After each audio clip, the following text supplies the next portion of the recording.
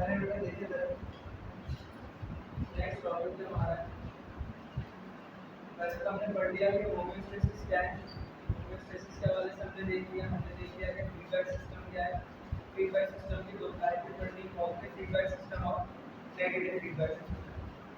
सही। अब हम जो है देखेंगे कि आपके पास ऑस्मोरेगुलेशन, थर्मोरेगुलेशन और एक्सेलेरेशन को एप्टीट्यूड के एस्पेक्ट में, लेकिन उससे पहले चंद चीज़ें देखना जरूरी है, जैसे कि वाटर पोटेंशियल। मतलब ऑस्मोरेगुलेशन को अगर आप करना चाहते हैं तो आपको सबसे पहले जो कॉन्सेप्ट होना चाहिए वाटर पोटेंशियल, सॉल्यूट और ऑस्मोटिक पोटेंशियल। वाटर पोटेंशियल की बात की जाए तो what is mean of water potential.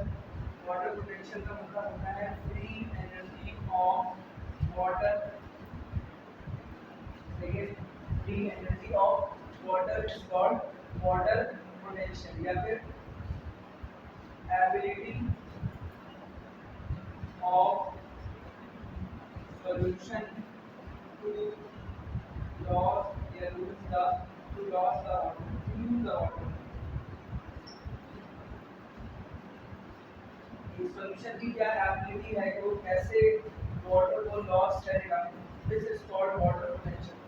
और अगर इसकी इंपॉर्टेंस डिस्कस की जाए कि वाटर पोटेंशियल की इंपॉर्टेंस क्या है, वाटर पोटेंशियल की इंपॉर्टेंस यही है कि इसी की वजह से जो आपके पास वाटर है वो मूव करेगा हमेशा from dilute solution, dilute solution से मूव करके जाएगा टू द कॉन्सेंट्रेटेड सॉल्यूशन। इसकी तरफ जाएगा कॉन्सेंट्रेटेड सॉल्यूशन की तरफ थ्रू सेमी परमेएबल मेम्ब्रेन। अगर उन दोनों के दरमियान जो मेम्ब्रेन हो वो सेमी परमेएबल, सही है। क्यों ऐसा है, तो आप याद रखिएगा जो डाइल्यूट सॉल्यूशन होता है, जो डाइल्यूट सॉल्यूशन होता है उसकी फ्री एनर्जी, मतलब उसका वाटर पोटेंशियल वो क्या होता है, हमेशा ज़्यादा होगा। और अगर बात करें कॉन्सेंट्रेटेड सॉल्यूशन की, तो कॉन्सेंट्रेटेड सॉल्यूशन के अंदर जो फ्री एनर्जी होती है, मतलब जो वाटर पोटेंशियल होता है वाटर का, वो क्या होता है आपके पास लेस होता है, ठीक है। और जो वाटर है वो हमेशा मूव करेगा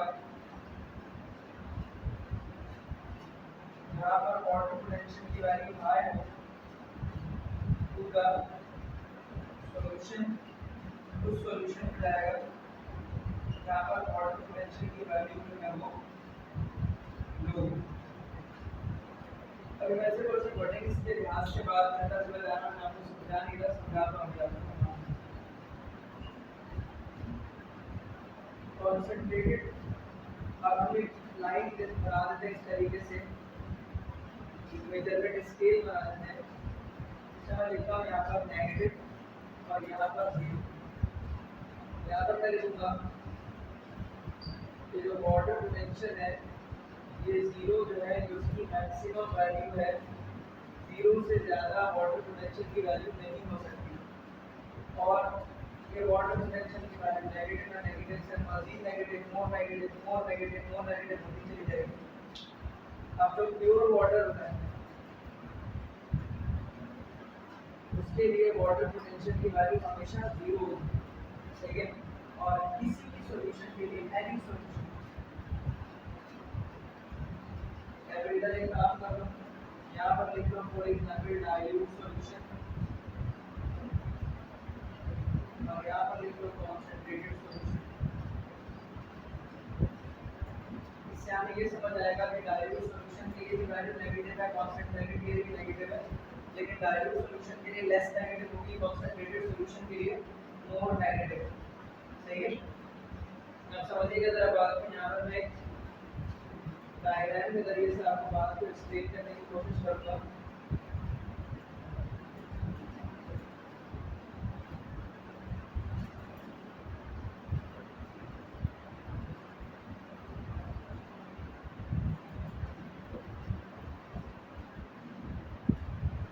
या फिर हमारे पास दो सॉल्यूशन है और इन दो सॉल्यूशंस के दरमियान सेमी परमेबल मेम्ब्रेन, ये हमारे पास सॉल्यूशन नंबर 1 और यहाँ पर हमारे पास सॉल्यूशन नंबर 2। बीच में हमने क्या लगाया था, सेमी परमेबल मेम्ब्रेन। हम सबको पता है semi permeable membrane solvent molecule को गुजरने की इजाजत देगा, ठीक है, ऑस्मोसिस का प्रोसेस होगा। मैंने कहा कि सॉल्यूशन नंबर 1 कॉन्सेंट्रेटेड है और सॉल्यूशन नंबर 2 क्या है आपके पास, डाइल्यूट है। अब मैं आपसे वाटर के फ्लो के हवाले से पूछ रहा हूँ कि वाटर का फ्लो जो है वो किस साइड से किस साइड होगा। सॉल्यूशन 1 टू सॉल्यूशन 2 होगा, वो एवरेज फ्लो पूछ रहा हूँ, ठीक है। कौन से फ्लो की बात कर रहा हूँ, एवरेज फ्लो की। वैसे तो पानी लेफ्ट से राइट और राइट से लेफ्ट दोनों तरफ जाएगा, लेकिन एवरेज फ्लो मेनली फ्लो कहाँ से कहाँ पर होगा। तो वाटर हमेशा मूव करता है डाइल्यूट टू द कॉन्सेंट्रेटेड। क्यों डाइल्यूट टू कंसंट्रेटेड, इसलिए क्योंकि यहाँ पर वाटर पोटेंशियल की वैल्यू क्या होगी आपके पास ज़्यादा, यहाँ पर वाटर पोटेंशियल की वैल्यू क्या होगी आपके पास कम होगी। तो जहाँ पर वाटर पोटेंशियल की वैल्यू ज़्यादा है, फ्री एनर्जी ऑफ वाटर ज़्यादा है, तो वहाँ से पानी हमेशा मूव करके उस सॉल्यूशन में आएगा जिस सॉल्यूशन के वाटर पोटेंशियल की वैल्यू क्या होगी आपके पास लेस, सही है। अब देखो एक और चीज़ होती है, इस फ्लो को बताने के लिए सिर्फ वाटर पोटेंशियल काफ़ी नहीं है। अब पहले मैं तमाम पॉइंट्स को जरा समझा दूं। वाटर मूव कर रहा है डाइल्यूट सॉल्यूशन से कंसंट्रेटेड सॉल्यूशन की तरफ जो semi permeable membrane. Dilute solution की फ्री एनर्जी की वैल्यू जो है वो ज़्यादा होती है, कंसंट्रेटेड सॉल्यूशन की फ्री एनर्जी की वैल्यू कम होती है। पानी हमेशा मूव करेगा डाइल्यूट से कंसंट्रेटेड की तरफ। अब लेट्स सपोज एमसीक्यू आपके पास इस तरीके से आया कि पानी कहाँ से कहाँ मूव करेगा। वाटर पोटेंशियल की वैल्यू जो है वो मैं आपको दे रहा हूँ, जहाँ पर वाटर पोटेंशियल की वैल्यू हो -5 से -6 की तरफ। वाटर पोटेंशियल की वैल्यू यहाँ पर आपके पास दो सॉल्यूशन के दरमियान -4 टू -8 की तरफ। जब इन दो सॉल्यूशन में वाटर पोटेंशियल की वैल्यू हो -2 से लेकर -3 की तरफ, या फिर वाटर पोटेंशियल की वैल्यू हो -2 से -5 से लेकर के आपके पास -4 की तरफ। तो वाटर जो आपके पास है वो फ्लो जो है वाली ज़्यादा लेट है ना, पता नहीं होने वाली है क्लास। वाटर पोटेंशियल की वैल्यू मुझे बताइए, कौन से ऐसे वाटर पोटेंशियल की वैल्यू की रेंज हमने यहाँ पर लिखी है जिसका वाटर जो है फ्लो करेगा from first solution to another solution. मतलब ये फर्स्ट सॉल्यूशन की वैल्यू है, ये सेकंड सॉल्यूशन की वैल्यू है। पानी इससे इसमें चला जाएगा, इससे इसमें चला जाएगा, इससे इसमें चला जाएगा, फिर इससे इसमें चला जाएगा। अभी मैंने आपको ऊपर बताया कि जो डाइल्यूट सॉल्यूशन होगा और कंसंट्रेटेड दोनों के लिए ही वाटर पोटेंशियल की वैल्यू नेगेटिव होगी। और यहाँ पर हमने पढ़ा कि पानी हमेशा डाइल्यूट से कहाँ जाएगा, कंसंट्रेटेड की तरफ। तो डाइल्यूट के नेगेटिव वैल्यू होगी, जैसे लेट्स सपोज यहाँ पर फॉर एग्जांपल पहले ऑप्शन में देखो, अगर यहाँ -5 रख दूं, यहाँ पर -6 रख दूं, सही है या गलत। पानी -5 से -6 की तरफ जा रहा है, सही है गलत है।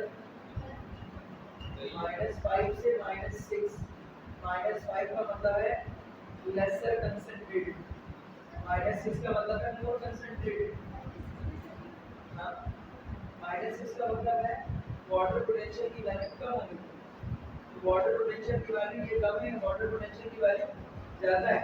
देखो ना, यहाँ पर हमने लिखा है -5, यहाँ पर हमने लिखा है -6। तो पानी हमेशा डाइल्यूट से कहाँ जाएगा, कंसंट्रेटेड की तरफ। -5 से -6 की तरफ वाटर ट्रैवल कर सकता है। सिमिलरली -4 से -8, यहाँ लेट्स सपोज -4, यहाँ पर -8, तो पानी यहाँ पर भी आपके पास इस सॉल्यूशन से सॉल्यूशन में ट्रैवल कर सकता है। यहाँ से यहाँ पर देखो तो -2 और -3, पानी यहाँ से लेकर यहाँ तक आराम से मूव कर सकता है। लेकिन इस कंडीशन को अगर देखो तो ये वाली कंडीशन आपके पास नहीं है। वैसे -5 टू -4 जब पानी मूव करेगा -5 टू -4, ये पानी कैसे मूव करेगा, -4 टू -5। ये वाला ऑप्शन क्या है आपके पास गलत है। वाटर का फ्लो आपके पास इस सॉल्यूशन के अंदर इस तरीके से नहीं होगा, बल्कि कैसा होना चाहिए, -4 to -5। सही है। तो अगर मैं आपसे पूछूं कि कौन सा ऐसा ऑप्शन है जो सही नहीं लिखा हुआ वाटर के फ्लो के लिहाज से, तो option number 4 is not correct. सही है, ये वो ऑप्शन है जिसमें ये बताया जा रहा है कि -5 से -4 की तरफ जाएगा, जबकि ऐसा पॉसिबल नहीं है। -4 से -5 की तरफ आपके पास वाटर जो है वो ट्रैवल कर सकते हैं। यानी कि आप इसको ऐसे भी समझ सकते हो कि लेस नेगेटिव वैल्यू से मोर नेगेटिव वैल्यू की तरफ हमेशा वाटर क्या करेगा, फ्लो करेगा। ठीक है। अब दूसरी जो चीज मैं आपको बताना चाह रहा हूँ, जिसको देखते हुए हम एक्सप्लेन करते हैं कि पानी किधर से किधर ट्रैवल करेगा भाई, वो है आपके पास दूसरी जो चीज है बेटा, वो है सॉल्यूट पोटेंशियल।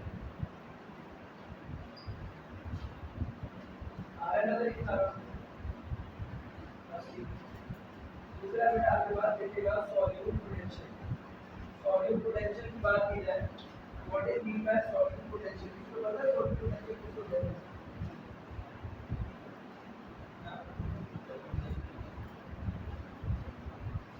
सॉल्यूट पोटेंशियल का मतलब होता है एबिलिटी।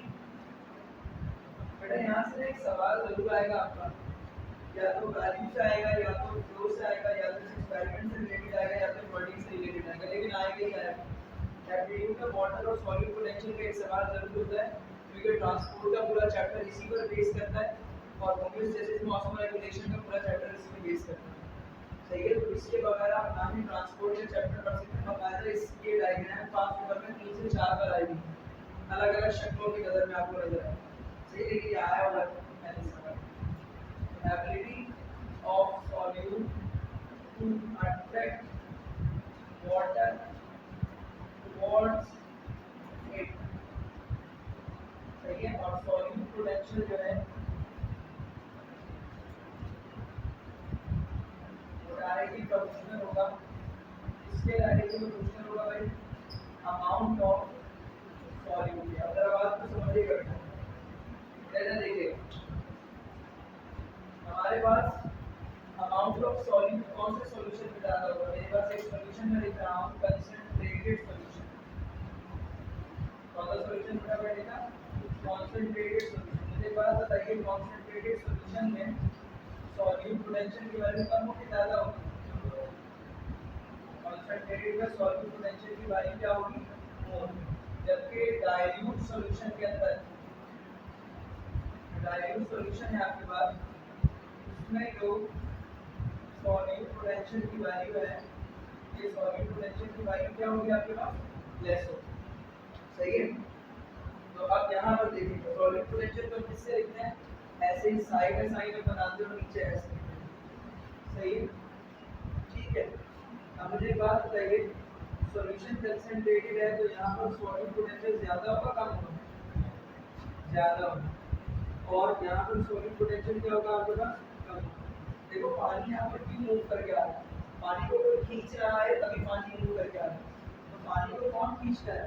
पानी को खींचता है पड़ा हुआ सॉल्यूशन के अंदर मौजूद सॉल्यूट। तो यहाँ पर सॉल्यूट ज्यादा है तो अपनी तरफ वाटर को ज्यादा अट्रैक्ट कर रहा है। यहाँ पर सॉल्यूट कम है इसलिए वो पानी को अपनी तरफ अट्रैक्ट तो कर रहा है लेकिन कम कर रहा है। इसलिए ओवरऑल अगर हम फ्लो देखें तो ओवरऑल फ्लो क्या है आपके पास? From direct to the concentrated solution। तो the concentrated solution है उसकी तरफ वाटर क्यों आ रहा है? Because of the solute. ज्यादा मोर सॉल्यूट मौजूद है तो इसीलिए सॉल्यूट अपनी तरफ वाटर को क्या कर रहा है? ज्यादा अट्रैक्ट कर रहा है। इसीलिए ओवरऑल फ्लो जो है वो सॉल्यूशन नंबर 2 से इस तरफ का हमारे पास सॉल्यूशन नंबर 1 की तरफ। सही है, क्लियर हो गई वाली बात। अब किसी भी सॉल्यूशन का अगर हम पोटेंशियल निकालना चाहते हैं तो वो निकालने के लिए क्या करना होगा? सॉल्यूट पोटेंशियल को या वाटर पोटेंशियल को प्रेशर पोटेंशियल के साथ ऐड करते हैं। अभी हम नहीं पढ़ेंगे कि प्रेशर पोटेंशियल क्या होता है, ये फिर जब हम ट्रांसपोर्ट के चैप्टर पढ़ेंगे तो वहाँ पर। अभी हमारा से मेन टॉपिक था वाटर पोटेंशियल, उसकी इंपॉर्टेंस, उसका फ्लो, उससे रिलेटेड एग्जांपल, उसका ग्राफ, सॉलिड पोटेंशियल, उसकी कोई इंपॉर्टेंस और वाटर फ्लो के अंदर उसकी इंपॉर्टेंस। अगर आपको ये समझ आ गया तो पूरा ऑस्मोरेगुलेशन इन एनिमल और ऑस्मोरेगुलेशन इन प्लांट समझना आपके लिए 10 मिनट का काम है। अगर आपको यही नहीं समझ आएगा, चाहिए जब हम बात करेंगे बार डाइल्यूट से कॉन्सेंट्रेटेड बॉडी डाइल्यूट है, बार कंसंट्रेटेड इक्विपमेंट है, बार कंसंट्रेटेड है बॉडी अंदर डाइल्यूट है, तो आपको तो आपका माइंडसेट क्लियर होता चला जाएगा। लेकिन अगर आपको यही दो बेसिक तो आप पूरे का पूरा ऑस्मो रेगुलेशन नहीं पढ़ सकते। सही है।